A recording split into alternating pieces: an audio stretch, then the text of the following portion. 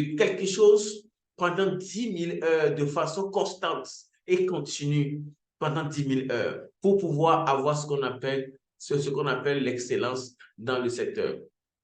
Maintenant, pour arriver à ce qu'on appelle l'expertise, il faut une pratique de 5 à 10 ans dans un domaine où vous pratiquez pendant 5 à 10 ans, vous pouvez déjà avoir ce qu'on appelle l'expertise. Donc, même si vous avez pratiqué le domaine vous pratiquez régulièrement un domaine, vous finirez par avoir ce qu'on appelle l'excellence. Avec l'excellence, vous pouvez déjà commencer par faire les consultations. Donc, pendant 10 000 heures de pratique, vous avez déjà donc une expérience dans le secteur et vous pouvez déjà commencer par faire la pratique. Alors, lorsqu'on entre dans un cabinet conseil, on le dit, c'est une entreprise particulière où quand vous rentrez, vous ne voyez pas des produits qu'on vend, mais la substance grise qui est là. Donc, l'activité commerciale dans un cabinet conseil est directement en prise avec les différentes missions qui sont exécutées dans le cabinet. Il est essentiel que le cabinet travaille, peut-être le PDG du cabinet, le leader du cabinet ou bien chaque consultant qui se trouve dans un cabinet conseil. En réalité, il est là et chacun travaille dans le marketing. Chacun travaille dans la quête des missions. Chacun travaille dans la recherche des missions pour le cabinet. Parce qu'on ne peut pas être là juste pour attendre le salaire. Vous savez, un consultant qui se met donc dans la posture du salariat donc est en train de perdre alors l'indépendance de ce métier-là. Donc, il faudra donc travailler, chaque consultant est à l'affût, est à la quête de mission donc pour le cabinet. Donc, il n'y a pas de consultant qui doit le dire, bon, j'attends, on attend, il faut que le patron, lui seul, aille chercher les missions, ce n'est pas ça. Chaque consultant est en train de chercher. Donc, dans un cabinet conseil, nous avons la production, le marketing et la vente. C'est très important. Donc, la vente, ça, c'est la dernière étape. Donc, le marketing du cabinet, c'est très important. Un cabinet qui n'est pas dans le marketing, qui ne maîtrise pas le marketing, va galérer. Je vous ai dit, ce n'est pas parce qu'on est compétent dans un domaine qu'on va créer un cabinet. Quand vous quittez le salariat et que vous devenez consultant, ça dit que là, il y a deux mondes différents. Le monde du salariat, c'est un monde dans lequel quelqu'un d'autre s'occupe de vous, quelqu'un d'autre vous paie des salaires, il s'occupe de vous. Mais lorsque vous voulez devenir travailleur indépendant, vous faites la migration vers l'étape de consultant indépendant. À partir de l'étape de l'indépendant, d'entrepreneur, il faut changer le mindset. Il faut être capable de travailler un long moment sans gagner de l'argent. Il faut être capable de travailler de façon concentrée pendant plus de 10 000 heures pour pouvoir avoir une excellence dans un domaine et pouvoir être sur le marché. Et évidemment, il faut connaître le marketing. Il faut savoir faire son personal branding. Il faut savoir se mettre en valeur. Il faut savoir, parce que c'est votre valeur qui est achetée sur le marché. Quelle est la valeur que le marché perçoit à travers vous? Qu'est-ce que vous présentez au marché comme donc de la valeur? Est-ce que vous savez? Donc, ce qu'il faut visiter dans un cabinet conseil, le tout qu'il faut visiter dans un cabinet conseil, c'est son activité commerciale. Et comment est-ce que votre activité commerciale se mêle dans un cabinet conseil? C'est ça qui est donc le grand piège. Donc, et absolument, c'est l'activité commerciale qui détermine l'avenir du cabinet. Comment est-ce que le marketing est mené? Parce qu'aujourd'hui, vous savez, le rapport de la Banque mondiale a mentionné que après COVID, il y a sur 7, en tout cas sur 7 milliards d'hommes et de femmes sur la Terre, aujourd'hui, il y a 4,5 milliards donc, de personnes qui sont déjà sur Internet. Donc, 4,5 sur 7 sont déjà sur Internet. Ça veut dire que la population virtuelle est plus dense même que la population physique. Donc, un cabinet qui veut prospérer doit savoir donc aller à l'affût du marché physique et du marché virtuel. Et tout ça là, le marketing physique, le marketing virtuel, c'est différent. C'est des choses qu'il faut apprendre. Il faut apprendre à vendre. Il faut apprendre à faire le marketing. Le marketing digital, c'est différent. Le marketing physique est différent. Donc, c'est des domaines différents. Ce n'est pas parce que j'ai quitté l'université, j'ai le doctorat que je peux le faire. Ce n'est pas évident.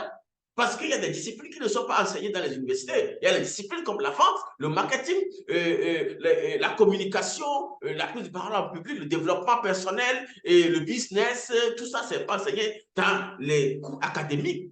Donc, les cours académiques sont faits juste pour former des gens à devenir employés, à devenir consommateurs, à devenir soldats, à devenir cela. Donc, Je rappelle, Mokhtar, que la conférence est enregistrée. Hein? Donc voilà, bonjour Mokhtar, la conférence est enregistrée. Donc voilà, donc c'est pour dire que dans un cabinet conseil, l'activité importante, c'est votre activité commerciale qui est l'activité importante. Et c'est l'activité commerciale qui détermine donc l'avenir de votre cabinet. Vous savez, il est très important que lorsque les missions s'accumulent, une mission arrive, l'autre arrive, lorsque les missions viennent de façon successive, c'est dit dans le cabinet, les consultants sont occupés. Les consultants sont occupés sur différentes missions. Et c'est ça, lorsqu'il y a une discontinuité, lorsqu'il y a un moment sans mission, les consultants sont désœuvrés et ils sont carrément désœuvrés. Parce qu'on a dit, l'activité principale dans un cabinet, c'est son activité commerciale. C'est-à-dire comment vous menez le marketing. Et là, c'est-à-dire que chaque consultant qui travaille dans un cabinet doit apprendre le marketing, doit être donc en mesure alors de chercher des missions également. Vous savez, on rappelle ceci, le fond du commerce d'un cabinet conseil est nourri par la promesse des consultants qui ont intégré le cabinet, donc de faire des missions passionnantes et variées, et aussi les capacités intellectuelles, le recrutement des consultants dans un cabinet s'appuie sur leur capacité, donc marketing, s'appuie aussi sur leur capacité, donc intellectuelle aussi, à pouvoir donc faire des missions de façon vraiment à produire des livrables de qualité et cela participera donc de la renommée du cabinet. Vous savez, un client satisfait est un client gagné. Lorsque une première mission est mal satisfaite, évidemment, vous perdrez donc, l'avenir du cabinet prendra évidemment un coup. Donc, il est essentiel. L'autre chose aussi, ce sont les relations de confiance que donc, le cabinet entretient avec les clients. L'intégrité, le respect de ses engagements, et tout ça va participer donc de la crédibilité du cabinet. Et la crédibilité du cabinet entre dans ce que nous appelons donc cela. Donc, il est essentiel que vous appuyez sur la crédibilité du cabinet. C'est essentiel. Donc, ensuite, il y a, il y a la réputation du cabinet qui est donc nécessaire. La réputation participera de ce que le cabinet pourra gagner d'autres missions demain. Quelle est la réputation de votre cabinet? Il y a des cabinets qui souffrent, mais qui trahissent les clients, qui ne peuvent même pas exécuter les missions à temps. Mais tout ça là, lorsque les missions ne sont pas exécutées à temps, lorsque les livrables, les choses ne sont pas faites à temps, souffrez évidemment que lorsque ce client n'est pas bien satisfait, il va en parler à ses réseaux. Alors, il est essentiel. Le sédiment nécessaire d'un cabinet s'appuie sur donc, sa réputation. Et la réputation du cabinet, il y a aussi la réputation également, donc, la réputation aussi du consultant directeur du cabinet. Parce que la signature de ce directeur aussi, lorsque le directeur du cabinet n'a pas une bonne renommée, cela va influer négativement donc, sur l'entreprise. Alors, comprenez ceci, nous avons aussi l'activité commerciale fait le présent du cabinet. Lorsque le cabinet n'a pas d'activité commerciale, le cabinet n'est pas dans le présent. Il y a les consultants qui sont là, qui arrivent dans le bureau, mais qui sont désœuvrés, qui se regardent et qui ne savent pas quoi faire. Donc, il est essentiel. Alors, la vie d'un cabinet, même celle d'un consultant indépendant, donc, est rythmée par le rapport entre les missions à réaliser et les ressources nécessaires pour les faire. C'est-à-dire, les différentes missions que vous avez, les ressources nécessaires, les ressources intellectuelles, les capacités intellectuelles que vous avez à accomplir les missions, tout ça déterminera la vie du cabinet, le quotidien du cabinet. Lorsque les missions se répètent, le cabinet vit. Le cabinet est dans le présent. Lorsque le cabinet n'a pas de mission, le cabinet disparaît. Donc, vous devez apprendre ce qu'on appelle le marketing, la vente. Il est essentiel pour ça. Donc, pour continuer, nous allons parler les cabinets évoluent sur 3 types de situations. nous avons l'équilibre. L'équilibre, trois types de situations. L'équilibre, il y a les fins des missions. Lorsque les missions se terminent comme ça libère les consultants. Les consultants sont libérés, les fins de mission. Mais lorsque les missions terminent et que les consultants sont encore remis sur autre mission en même temps, il y a l'équilibre. Parce qu'il n'y a pas de temps mort. Lorsque le flux de propositions, les promesses, lorsque le portefeuille des clients se renouvelle, lorsque les commandes arrivent, lorsque les missions se répètent, il y a l'équilibre au niveau du cabinet. Parce que les revenus vont monter, le chiffre d'affaires va grimper. Vous savez, un cabinet conseil n'a pas besoin de beaucoup de clients pour faire son chiffre d'affaires.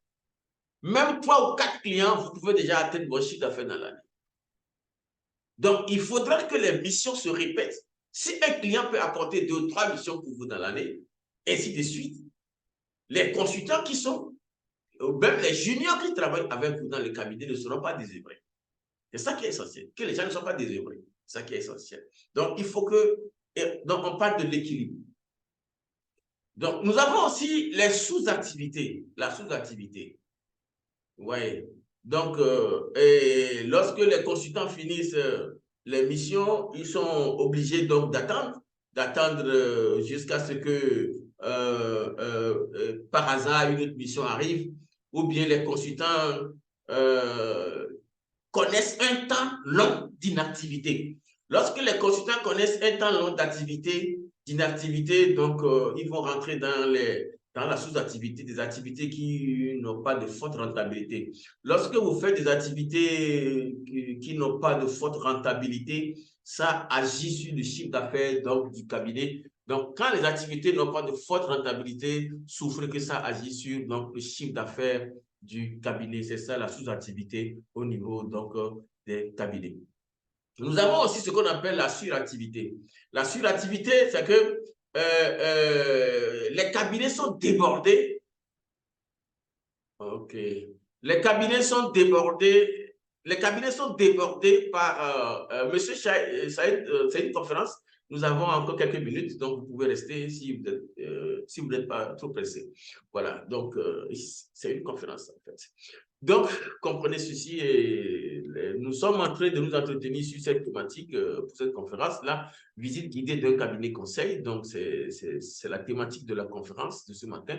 Donc, visite guidée d'un cabinet conseil. Nous sommes en train de dire les activités qui existent dans un cabinet conseil.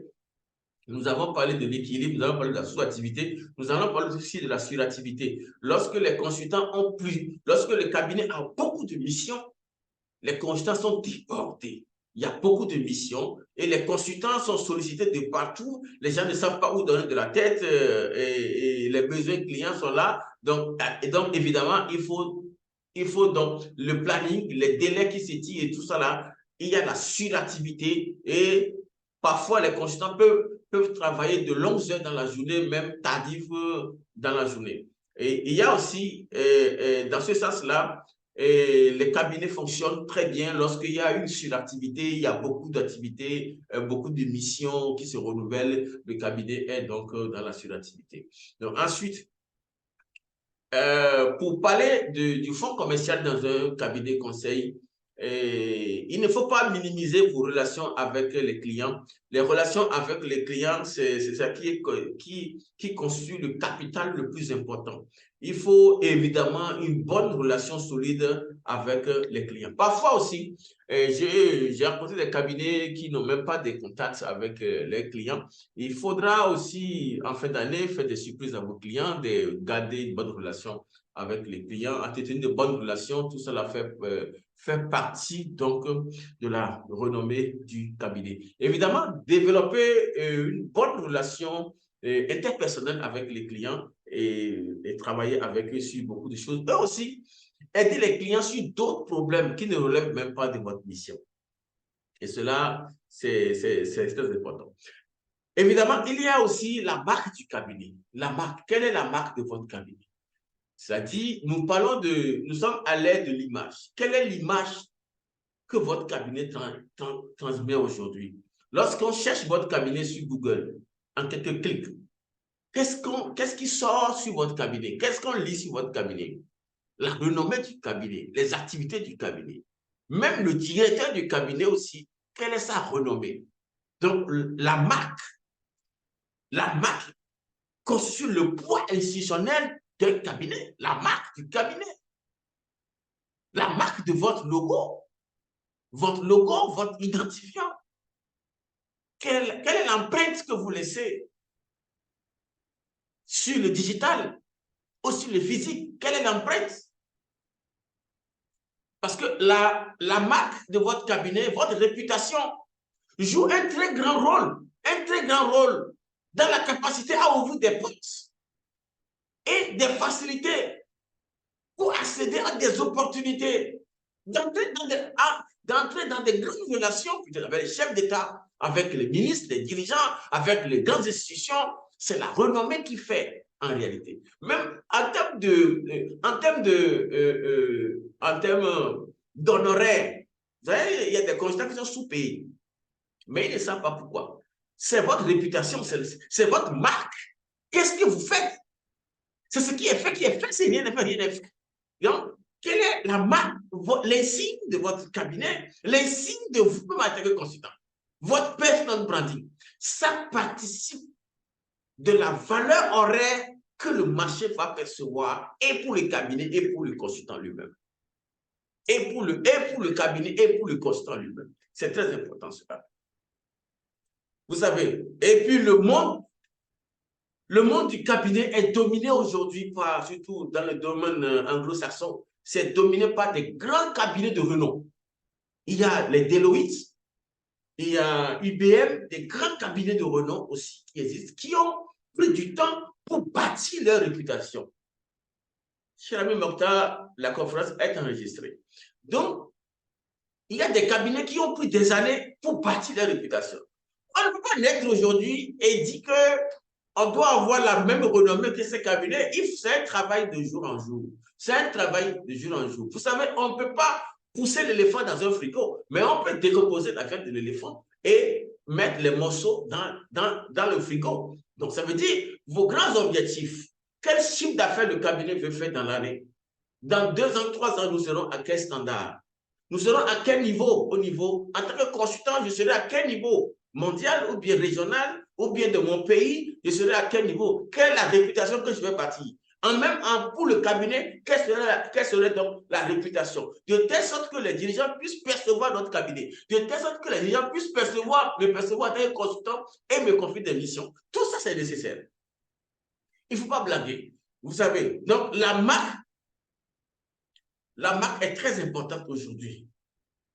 La réputation aussi, la marque, la réputation, sont 2 facteurs essentiels qui vont conditionner vos honoraires, qui vont conditionner les honoraires du cabinet, qui vont conditionner même le fait qu'il faut gagner des missions. Votre réputation, votre marque vont conditionner donc cela. Et les relations que vous avez avec les clients. Quand on entre dans un cabinet conseil, il n'y a pas de magasin de stockage, il n'y a rien. La seule chose qu'il y a, c'est la substance grise. Le seul actif dans un cabinet, c'est la substance grise. Donc, ce que vous pratiquez, ce que vous faites, c'est ce qui est fait. Donc, le cabinet doit avoir des réputations, doit avoir donc des compétences avérées, des gens qui ont pratiqué plus de 10 000 heures dans un domaine, qui sont arrivés au niveau de l'excellence dans un domaine, soit le domaine de la technologie, soit le domaine du commerce, soit le domaine de la communication, soit le domaine de l'administration, le domaine du management,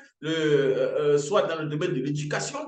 Tant que vous avez pratiqué un domaine pour de 10 000 heures, pendant plus de 5 ans, vous êtes en train d'être un expert dans le domaine. Beaucoup n'ont pas conscience qu'ils sont experts parce que la pratique, c'est-à-dire, ils ne s'améliorent pas au jour le jour dans le domaine pour être un expert. Donc, cela est nécessaire. Quand vous vous dites que vous allez lancer vos cabinets, créer les cabinets, attention, il y a un gros risque. Est-ce que tu connais le marketing? Est-ce que tu connais la vente? Qu'est-ce que tu produis? Qu'est-ce que vous produisez dans les cabinets? Les missions, les offres de services que vous proposez, est-ce qu'elles sont des offres originales? Est-ce que ces offres répondent aux besoins du marché? Donc, il faut vous faire coacher, vous faire former, avoir les outils nécessaires pour pouvoir le faire. C'est très important. Donc, nous avons échangé ce matin sur visite guidée d'un cabinet conseil. C'est ça pour vous dire que l'activité importante dans un cabinet conseil, c'est la substance grise.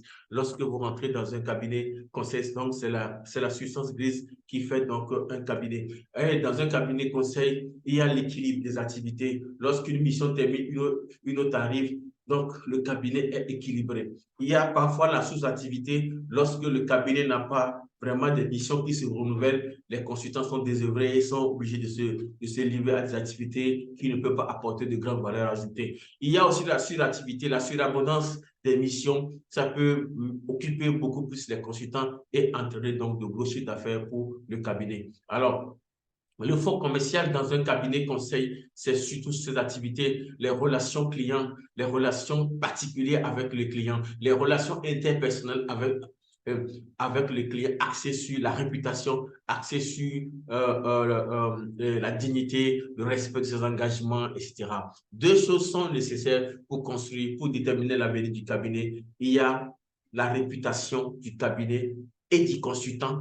Il y a donc la marque du consultant et la marque du cabinet qui sont deux facteurs essentiels qui conditionnent donc l'avenir d'un cabinet conseil. Voilà, c'était coach Léonard Moussa de ma position au Bénin, directeur général du cabinet CFEC Afrique.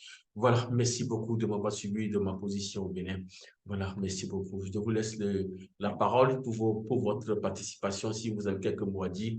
Donc, vous pouvez donc ouvrir le micro si vous m'avez suivi. Vous pouvez dire quelques mots pour aussi enrichir. Merci beaucoup de m'avoir suivi. Je donne la parole d'abord d'abord au consultant Dojo Koulibaly. S'il est là, il peut ouvrir son micro pour dire quelques mots. Voilà, Dojo Koulibaly, vous êtes là. Bonjour. Bonjour, coach. Bonjour. Comment vous allez? Très bien, très bien. Merci une fois de plus pour la qualité de l'exposé. Merci beaucoup. Merci à vous. Je n'ai pas ouvert la caméra parce que je suis dans une file d'attente. Merci, il n'y a pas de souci. Ah, voilà, malgré ça? Ah oui, je ne suis pas au bureau. Ah, ok. Voilà, je ne suis pas au bureau. Voilà. Donc, une fois de plus, merci pour les conseils utiles. Merci. Comme vous l'avez dit, la gestion efficace d'un cabinet conseil passe avant tout sur le conseiller lui-même, le consultant lui-même. Tu es obligé de te vendre, d'assurer ton propre marketing, le marketing de toi et le marketing du cabinet. Là, ça, c'est incontournable. Donc là, un conseiller qui ne sait pas se vendre, vraiment, il va rester au garage. OK? Donc, une fois de plus, merci pour les conseils utiles. Et merci à tous les participants. Je vous laisse continuer. Merci beaucoup, cher consultant Dojo Koulibaly, de votre position à Bamako. Alors, bonjour, monsieur Abraham, merci beaucoup. Nous avons lu votre message, vous êtes en chemin. Vous avez pu quand même capter un peu. Donc, nous allons publier le lien, vous allez suivre après en différé tous les détails. Alors, merci beaucoup d'être là depuis Antananarivo, à Madagascar. Alors, merci beaucoup. Alors, vous saluez les gens autour de vous là-bas. Merci beaucoup, monsieur Abraham. Voilà, monsieur Soulama aussi est venu un peu tard. Je ne sais pas s'il a quelques mots à placer. Monsieur Soulama, vous êtes venu un peu tard. Vous pouvez ouvrir votre micro pour nous saluer tout au moins. Bonjour, monsieur Soulama. Il est là? Il est là. Monsieur Soulama n'est pas là. Bon, ok, nous allons prendre aussi cher ami Mokhtar qui se trouve de l'autre côté de DIFA. DIFA est chef d'administration dans une organisation humanitaire à DIFA. Oui, monsieur Soulama, vous pouvez dire quelques mots? Bonjour, votre micro est fermé. Oui, bonjour, monsieur Soulama. Oui, monsieur Soulama, on vous écoute.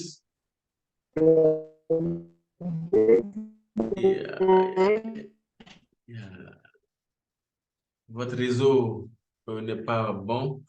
Votre ligne n'est pas bonne, monsieur Soulama. Monsieur Soulama, oui, votre ligne n'est pas bonne du tout. Oui, monsieur Soulama. Allô? Oui, monsieur Soulama. Votre ligne n'est pas bonne. On vous attend très faiblement. On vous entend très faiblement, Monsieur Soulama. D'accord, merci beaucoup d'être là. Vous pouvez nous laisser un message écrit. Laissez-nous un message écrit dans le chat, puisque là, la ligne n'est pas bonne.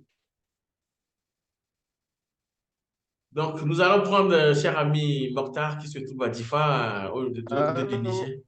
Oui, Monsieur Soulama, laissez-nous un message dans le chat, parce que votre ligne n'est pas bonne. Voilà. Alors, cher ami Mokhtar, Bonjour, bonjour. monsieur Léonard. Bonjour. Oui, j'espère que vous me recevez. Oui, oui, oui. Oui, bonjour. Comment J'espère ça que va? vous vous portez à merveille. Oui, oui, oui, oui. Ça va bien. Donc, c'est vrai que je suis venu trouver des trains en marche. Donc, je vous remercie donc, pour la présentation sous le thème de guide visite guidée d'un cabinet conseil. Donc, il est vrai, comme mon prédécesseur vient de le dire, que les cabinets est à l'image du coach. Oui, du DG Donc, de son conseiller. Voilà, de son conseiller. Donc, je ne peux donc dire que voilà,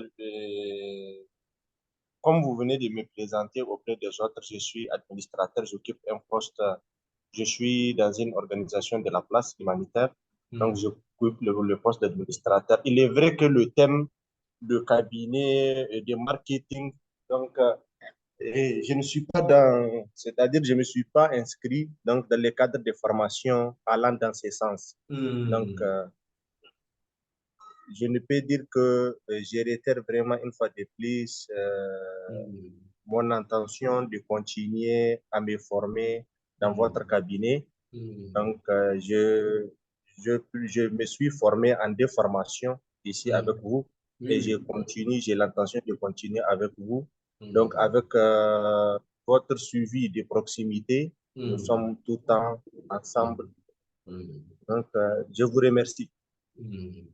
Merci beaucoup, cher ami Mokhtar. Tu es toujours là. OK, il n'y a pas de problème. On est toujours là pour l'accompagnement, il n'y a pas de souci. Donc voilà, nous allons prendre M. Wahab Kaboré, qui se trouve à Ouagadougou. C'est un enseignant du second degré de l'enseignement. Bonjour, M. Wahab, vous ouvrez votre micro. Votre micro est fermé. M. Wahab, ouvrez votre micro pour saluer les gens. Bonjour, bonjour, monsieur. Bonjour à vous, comment vous allez là-bas? Merci, c'est à Koudougou plus précisément. Ah, vous êtes à Koudougou, ok. À Koudougou plus précisément, voilà, dans l'enseignement secondaire, fait l'anglais, voilà.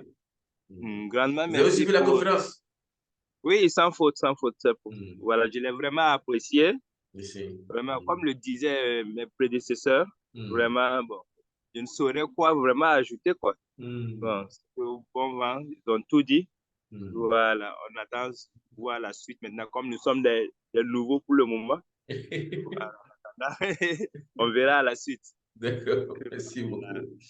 Merci beaucoup de votre participation du côté d'Antananarivo, Niamey, Difa, Bamako, Ouagadougou, Koudougou, etc. Merci beaucoup de votre présence, de votre fidélité aussi. Et pour ce moment de partage, je vous souhaite donc bon week-end.